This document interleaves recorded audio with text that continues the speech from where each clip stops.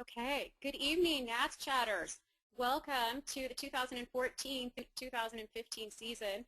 I'm Kari Reagan, and I'm the organizer and moderator of the NATS chat.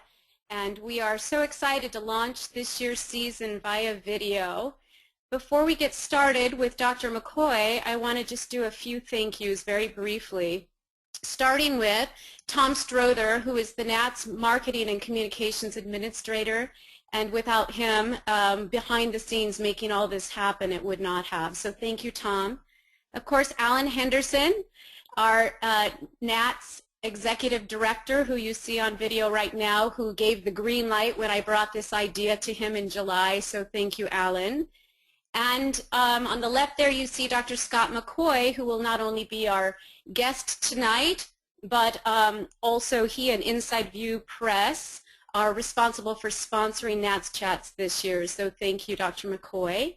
And then David Sabella Mills, my dear friend and colleague, who has been encouraging and really pushing me towards this video format for over a year. So thank you, David. He is going to be helping me enormously tonight and most likely for the season.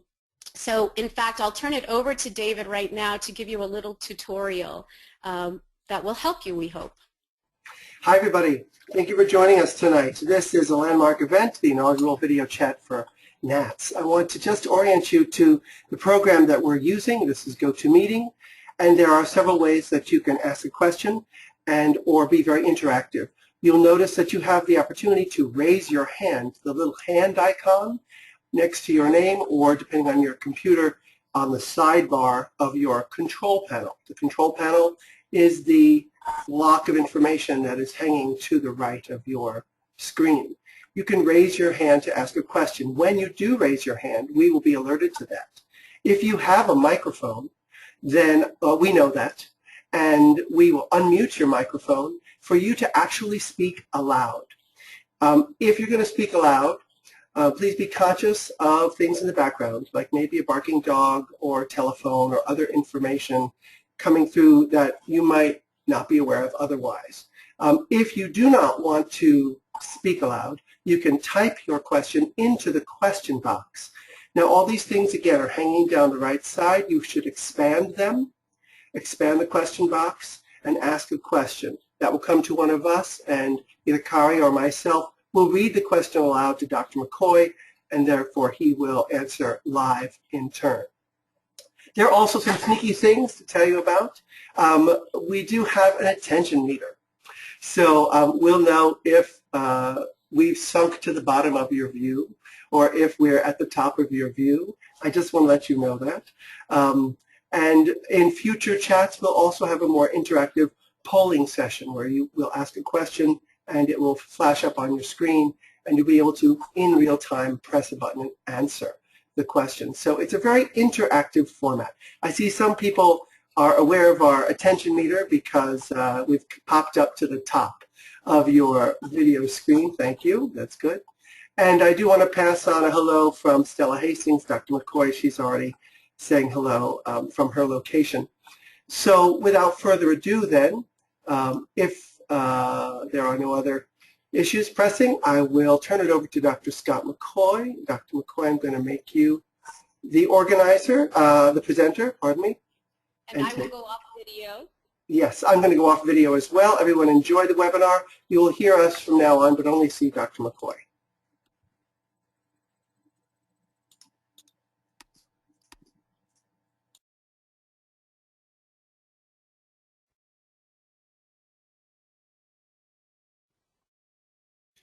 There we go. You can all see and hear me now? Very good. You can't respond, of course. So welcome to the Helen Swank Voice Research Laboratory at The Ohio State University. We're very pleased to be with you this evening. And tonight we are going to talk about a couple of different things. We're going to start off actually wearing my publisher hat as the publisher and editor-in-chief at Inside View Press.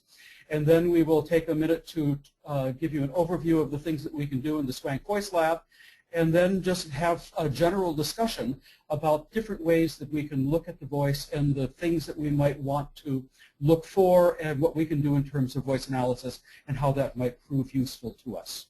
So that's our basic plan for the evening. I think it should work pretty well. So let's get started with some of the new things that we've got going on at Inside View Press. And all I have to do is get this to work. I'm very pleased to tell you about a new book that we just released this summer called Literature for Teaching, a developmental guide to the selection of repertoire. And this is by Christopher Arneson, who is an associate professor at Westminster Choir College, Rider University in Princeton, New Jersey. And as you can see on the screen, this really is a first-of-its-kind text. There are other books that talk about voice repertoire, but none does it really from a developmental perspective that shows you how repertoire can be used to foster the development of your individual students. Let's say you've got a young student who is in the midst of transitioning from baritone to tenor, and you're curious as to what sort of repertoire is best suited for making that transition. Dr. Arneson has prepared a whole series of steps that will help you get that person from the start to the finish. If you're having passaggio issues, if you're having legato issues, all sorts of different things that you can find within the repertoire. And the perspective, I think, is really rather unique because Chris's idea is that repertoire is the student's teacher when we are not in the room with that student. So when they go to the practice room, what is teaching them is the music they are singing. And so if we are very, very careful about the music that we assign and assign music with specific technical goals in mind, we can foster our students' development much better than we would if we simply assign all those pieces that our teachers gave to us when we were learning, or if we just go back to our tried and true favorites. It worked with this student, therefore it will work with this other student. So, Literature for Teaching, that is available now. Fundamentals of Great Vocal Technique. For those of you who have been familiar with some of the other books from Inside View Press, this one is a major departure. Most everything else that we have published has had at its basis scientific method.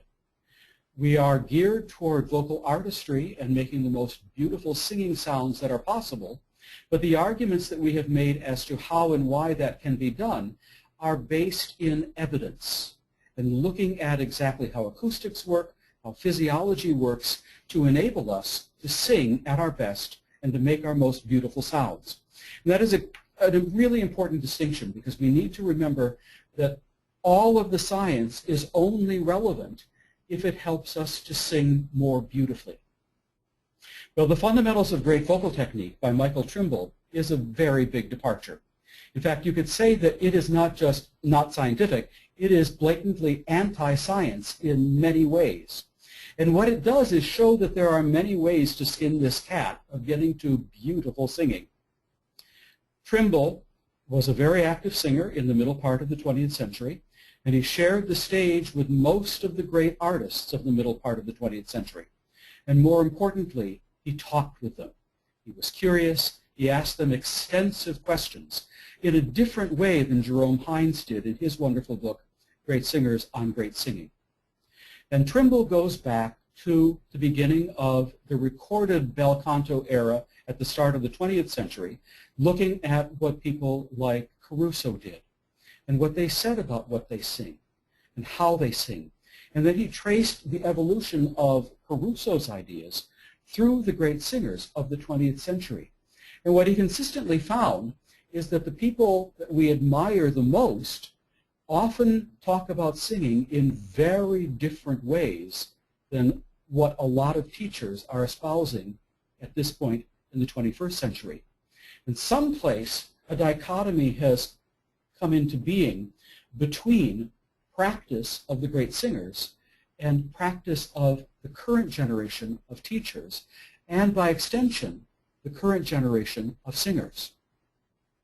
How many times have you heard people lament about the decline of the vocal arts from the era of the great singers of the past? And to hear people talk about it, you would think that within another couple of years you're going to go to the Metropolitan Opera to hear Bohème on an evening, and Rodolfo will get up to sing his aria in the first act, and he'll pick up the microphone and hold it in front of his mouth and sing, "Hey, Jayli de Manina, Se la lasci riscaldar, cercar che giova al buio non si trova. And someplace off in the wings, there will be recording engineers who turn that into something that is in tune, is at the right pitch level, has impeccable diction, and is exciting in vocal quality. And all the guy that's on stage needs to do is be matinee idol handsome. And everything else is taken care of it for him. Well, I don't think that's going to come soon. I'm not going to open my crystal ball or look into my crystal ball and say it's never going to happen, because I think, unfortunately, we are in sort of a dangerous path that could lead in that direction. But getting back to Trimble, his point of departure is that we need to look at what the greatest singers of history did, and that maybe if there is a decline in vocalism, it's because we have abandoned some of those practices that proved so effective for the greatest artists.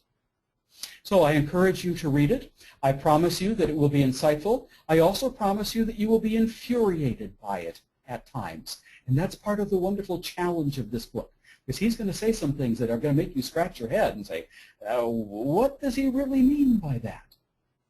But remember, as strange as techniques seem from different perspectives, they have been used by people who have sung at an extraordinarily high level, have had long-lasting careers, made fistfuls of money, and made people weep by the beauty of their singing. So lots of ways to get to that end. By now, most of you, I'm sure, know that my book, Your Voice and Inside View, is in the second edition. This was released a summer and a half ago, or 2 summers ago now. And this was a major upgrade. So if there are those who are still using the book with the white cover and think that the only difference is that it's a blue cover now, it's not quite the case. There are actually 70,000 new words in the new version, and it really goes into a lot more depth in a lot of different areas. The accompanying DVD now with the multimedia program has been expanded considerably. The vocal health portions of the book are now written in collaboration with Lucinda Hallstedt, who is a laryngologist and singing voice specialist down in the Charleston area. And she has provided us with a wealth of new high-resolution videos to help explain everything that's going on. And I think that you will find it to be a really worthy successor to that original edition. What we're still working on, and I hope would be out by now, that I announced back in the summer at the NATS conference, is a new book called Your Voice, the Basics. Not long after we introduced Your Voice and Inside View, people started talking with me and saying, this is a great book, but it really goes into too much information for my class. Maybe you're teaching class applied voice, or you've got a group voice instruction, you're dealing only with music education majors who are going to go out into the public schools and aren't going to be training people who are going to be singing on the operatic stage. Well, I've tried to answer some of those requests by this new book called Your Voice, the Basics, that distills the original text down into the key information. And I think that you will find the discussions, particularly as it pertains to acoustics and resonance and voice analysis, to be much more user-friendly and much more on point for exactly those kinds of skills and information that you will need in your regular teaching in the studio, and what singers actually can use when they go into the practice room. We've had a few technical problems in getting that ready, but it is on track now to be released and available for classes that start in January. So just check back with our website periodically, and you'll be able to check in and see exactly when that comes available. We'll probably also send an email blast through NATS to let you know that it has finally become available. Coming in 2015 will be a remarkable new book by one of my colleagues here at The Ohio State University, Great Teachers on Great Singing. And this is sort of a follow-up to the book that I already mentioned, the Jerome Hines book, Great Singers on Great Singing, except that this focuses on the pedagogy of how we help our singers become their best artists. And my colleague is doing and has done is to go around the country spending time in prominent teachers' studios and asking them questions, finding out exactly what they think about things, what exercises they use for this specific vocal issue. And I think that when we get this done, it is going to provide a wonderful resource for you that will actually be one of those books that you can go to. It says, okay, I've got this young soprano, and she's got this really curious hole in the middle of her voice between G4 and B-flat 4. And I'm really not having a great deal of success so far with all the exercises that I have tried. You may be able to go to this book and see, well, this master teacher says, do it this way. Try these exercises, try this language, try this breathing technique, try this phonation technique. So again, look for that in 2015.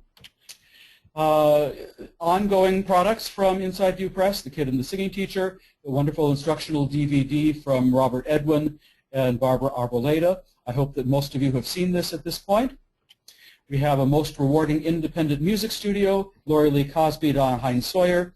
This is a wonderful book for any music teacher who is going to be an independent teacher, and goes through a lot of things that we often forget about when it's time to set up our studios. Everything from how to get along with colleagues, how to deal with parents of high school students, how to deal with the tax man, how to go about incorporating and setting up your trademark. So it's a hands-on personal book with worksheets at the end of each chapter that will help you develop your own business model for setting up the perfect, profitable music studio. And then finally, or not finally, Sing into Your 60s and Beyond by Sangeetha Rayapati. This is the first of its kind anthology and technique book for dealing with singers of an older generation. The songs that have been selected in the anthology are in large part geared toward the interests and the history of singers of an older generation. And we need to think in terms of our own needs as teachers and how we are going to serve the greater good out in the community. And the population of older adult singers, people who have retired from their careers and are now at the point in their lives where they are able to sing recreationally, that is a wonderful market, and that offers a whole bunch of great things for us as teachers that actually cure a lot of the frustrations that we often have when dealing with our younger singers. For one thing, almost all people in this population are musically literate. They came through public school education at a time when you graduated and were able to read music. Doesn't happen very often at this point for people who aren't on a track to actually be professional musicians. So this has age-specific repertoire. It has age-specific technique issues, age-specific learning issues that will help us deal better with this important and this growing population of singers. And finally, Donald Miller's book, Resonance in Singing, which comes packaged with Voce Vista Pro voice analysis software. This was the second title that we published at Inside View Press and continues to be one of the most used books from our library. Don Miller tells you how you can use voice analysis to help people and to help yourself become a better singer. He has lots of exercises that are geared toward helping you understand the relationship between the vowels that we sing and the resonant structure of the vowels that we sing, and how those resonant structures intersect with what's going on with the music we sing. So anyway, that's a little bit of an overview of what we've got going on at Inside View Press. Let me change this out now so that we can see well, actually I want to